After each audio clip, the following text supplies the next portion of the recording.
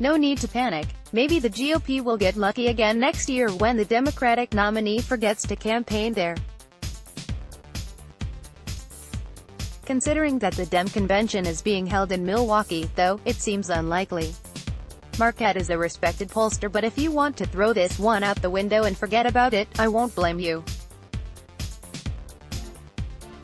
Their final poll of Wisconsin in 2016 had Clinton 46, Trump 40. They've proved they're capable of a big miss.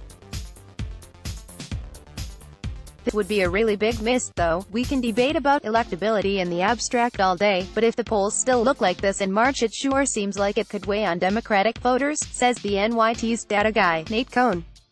Indeed. Imagine being an undecided Democratic voter on Super Tuesday, with Biden and Warren each having won a few early states, having to choose between them, and then this poll drops showing Biden waltzing away with the 2020 election's tipping point state, while Warren is deadlocked with Trump there. Whom would you vote for? If you were still open to Warren, how would you feel if a second poll dropped, this time a national one, that looked like this? In a head-to-head 2020 election contest of Biden versus Trump, the IBD tip poll found a 54% to 42% advantage for Biden. A month earlier, Biden led Trump by 13 points. Sanders had a narrow 49% to 45% edge over Trump, while Warren and Harris had slimmer 49% to 46% leads. Independents preferred Biden versus Trump, 55% to 37%. Warren edges Trump with independents, 47% to 45%, while Sanders has a 51% to 42% advantage. A blowout with boring Joe Biden or roll the dice on progressive hero Elizabeth Warren?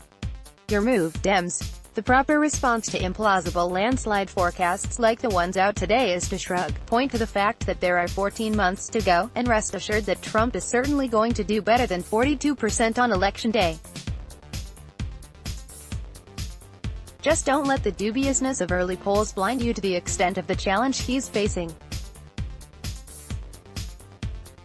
Harry Anton noted a few days ago that we're in uncharted waters right now in terms of an incumbent president trailing his would-be competition. No incumbent president has ever polled this poorly against his likely challengers at this point in the campaign.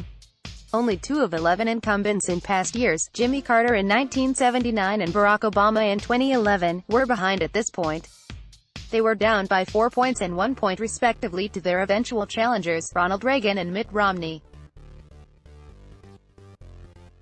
Carter went on to lose re-election.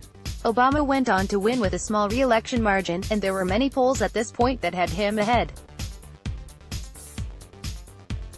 Remember, I'm looking at the worst poll for past incumbents. Put another way, Trump's worst poll against any of the top 5 Democrats at this point is 5 points worse than the worst poll for any incumbent since World War II against his eventual challenger. It's 12 points worse against his most likely challenger, Biden. Under normal political circumstances, an incumbent who's polling poorly is likely to be stuck with an unpopular war or a poor economy. If conditions improve, his numbers improve with them. That's how it worked out for Reagan, who looked for a while like a one-termer during the recession of the early 1980s and then romped to victory in 1984 when the economy brightened. Trump already has everything in his favor on the war and economy fronts, though. The only obvious way for him to climb is to sell himself successfully as the lesser of 2 evils on the ballot on Election Day. Which, of course, explains why Biden's polling so well against him. That's a hard argument to make against a 2-term VP who served with a popular president, a much easier one against ideologues like Sanders and Warren. Let's block ads. Why?